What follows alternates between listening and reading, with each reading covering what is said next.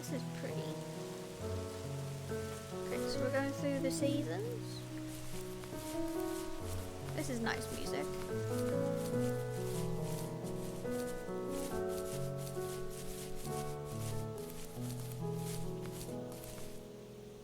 Butterflies.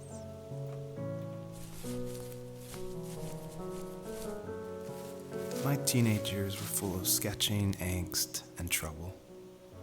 I wasn't popular or unpopular. Maybe just forgettable. Relatable. I guess that gave me a sense of freedom. So I hung out with crazy kids, doing crazy things, even though I mostly just watched the chaos ensue. We did it all. Put fireworks in mailboxes, hide roadkill in people's garages, break windows of the barber shop in Anchorage. My dad was furious, but he was so busy working he couldn't do much to stop me from going out. I think being an adult means there's no one to stop you making hard decisions. He had to make a living, and he couldn't be in two places at once. Yeah, I realize that now. But at the time, I was sure he was more interested in growing his business than what was going on with me. This box says Fox Farts. This is the level that I showed at PAX West, which was a crazy dream come true that this hobby project was being shown next to all these amazing indie games. So I decided to show this level because it's smaller, there's like some jumping puzzles, and I thought it was a good entry into the game. But the one thing I can't seem to forget is right before we opened to the public, there was an indie dev superstar. Like, you've definitely heard of his games. And I was like terrified. He wanted to try it out. So I said, of course, like, please give me your feedback. And he was super nice, super talented, of course. But this embarrassing bug happened, which I'd never seen before in my life, where when he dug the item up, he jumped right after, and it created the dust cloud to permanently be on the rest of the level. It wouldn't turn off. So it looked like this fart cloud following the fox as it just kept running with this beautiful music and serious voiceover. And it was horrible. I think about that every time I look at this level. But, you know, I was able to fix it, so I'm glad someone could at least find that bug. Fair enough. I get over that. Nope. I have to go a different way. This is very pretty though.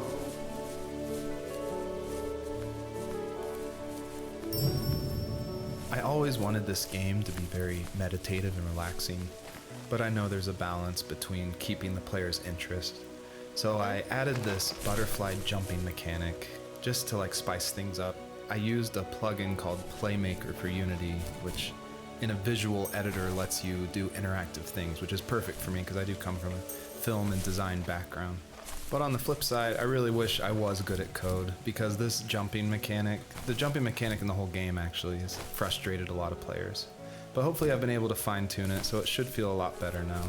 I would just hate that this meditative game would get frustrating, so I've definitely I've lowered the gravity, I've made the jumps more consistent, so hopefully people can just focus on the world and the story.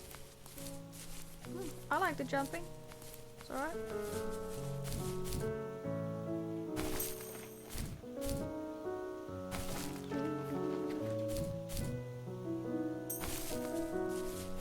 Ooh. Oh, very pretty.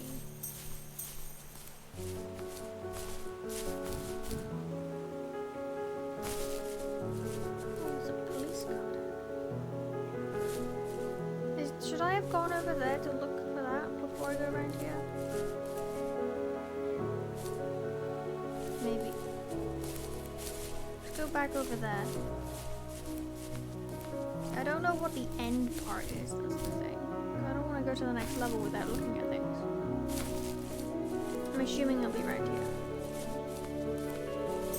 So let's go back over this way and have a look. Have a looky look.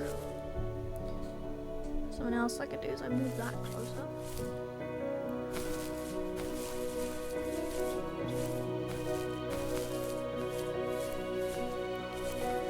Butterflies.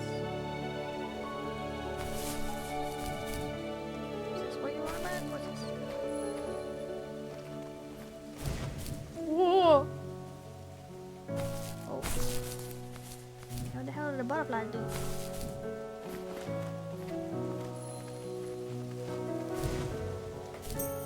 Okay. Like a super jump. With this.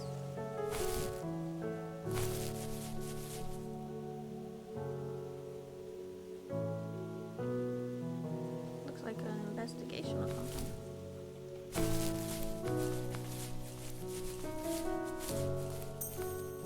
Bottles and cans. There's a police car.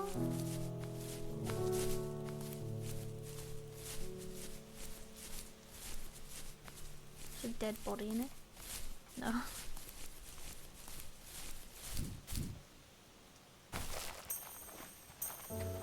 wonder how many of those things there are to collect.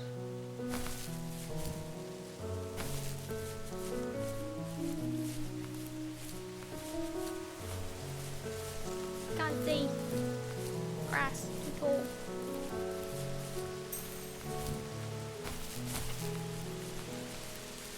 See, yeah, I don't want the level to progress.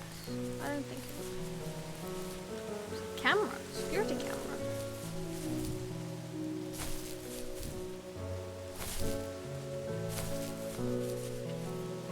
Hats.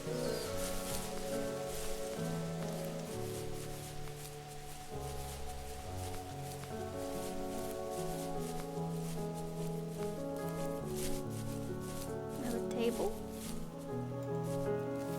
He was working another late night, and my friends were over, saying how bored they were and how they'd come all the way out to my house for nothing. One of them mentioned Friends how suck. that old, ugly beyond belief truck was still in the garage, and how we should take it for a spin. Oh, I was only 15, so I kind of fought it for a while. The next thing I knew, we were careening around the mountain path, rocks spitting onto the sides of the cliff, while my dad's cringeworthy bluegrass blared out the speakers. I drove while my friends were in the back of that yellow and purple truck, throwing beer bottles and trash at anything remotely interesting. Felt like I was soaring in the air with borrowed wings. But all good things have endings. A cop outside of Eagle River pulled us over after he saw us in a bottle rocket into someone's yard. What followed was a long night of talking to disappointed adults and feeling smaller than ever. got a beacon over there. Yeah. Bell. Okay, blocks. Does that say anything? Can't see.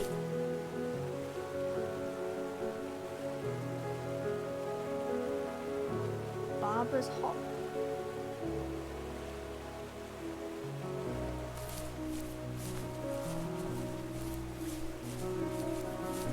Little butterfly things around. There's a truck.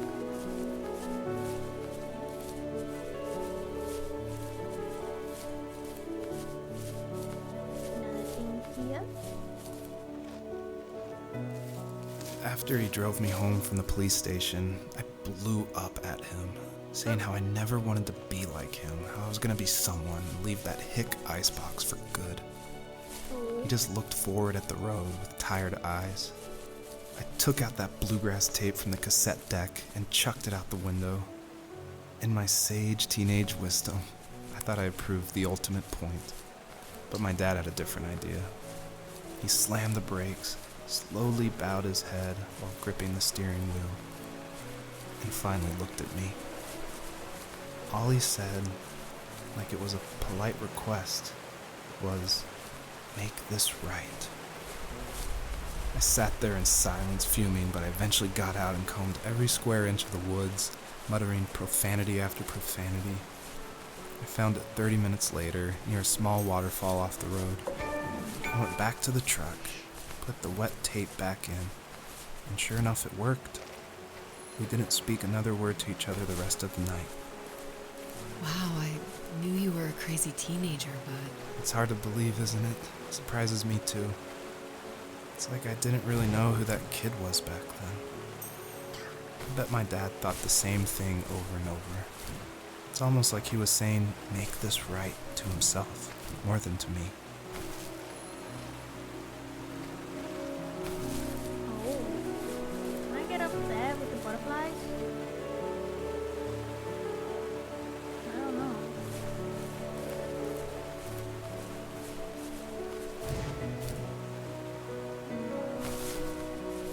How do I get up there? Do I have to like fall down? Maybe. Hey, Dietrich. I missed the first bit of a new story. We're a fox today. We're just running around, listening to things. And more butterflies. Something over there. Swimming. Can I swim? You may have noticed there's a little pond here, and believe it or not, I tried everything I could to get swimming working in this game, and I just could not do it, unfortunately. And so all the water in this game you can just stand in, which is, it still like bums me out, but the systems were not working, it was buggy. So I just had to throw it out, which, you know, I think it's okay. Like, I wish it was there, but again, the focus of this game is on the story. There's no audio control in this game. Hopefully that's a bit better. I like games with this kind of animation. It's so cute. It looks lovely. It's beautiful. I don't know how to get over there. Alright, I got butterflies here. Why?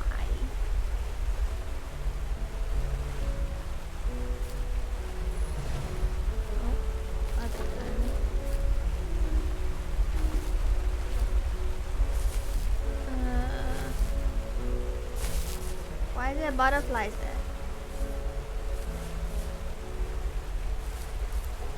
I'm not sure. I also don't know how to get to that place up there. I don't know.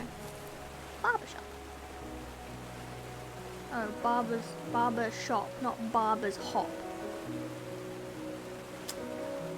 Lol. I need to collect all of them? Wait, how do I collect them? Wait, hold on.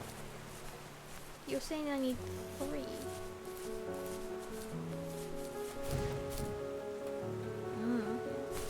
Shall we? And collect the butterflies. No jumping. Up, up, up, up. Grab this one and then we go here, because this one I don't need to jump if I go over the top. And then that means I can get 3. Silly me. See, look, I don't need to jump when I go this way. And then I can go look. Collect the butterflies. And then we go up here. So how high is this gonna make us jump?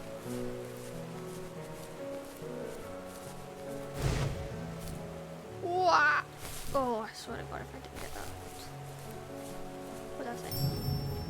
My biggest hope for the players that are playing is that they realize how similar these two parallel stories are, of this fox looking for her missing cubs, and also of this son reconnecting with his father. And so I try to add little touches in the voiceover and in the environment to help draw those parallels, even if they seem totally dissimilar. A big example is the truck, for instance, that Joseph grew up with. It's purple and yellow like the butterflies for this fox. So I tried to add as many touches like that throughout the story as possible. Oh nice, I didn't notice the yellow stripe on them. Where the butterflies at? Right, go again, and then we can leave. That was a big boost. It was. Hopefully we can get over this wall. Now I don't know how many sections there are to this game, to be fair. And then that. It's commentated by the dev. It was actually an option in the menu, so I decided to turn it on. My first impression, it would like read out subtitles.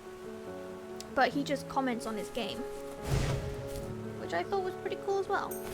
No! I really don't want to have to go back to do the butterflies. Aha, I got it. Yeah, so like he adds extra talking to the game, which is kind of nice. And like how he come about doing parts of the game and stuff, which is pretty cool.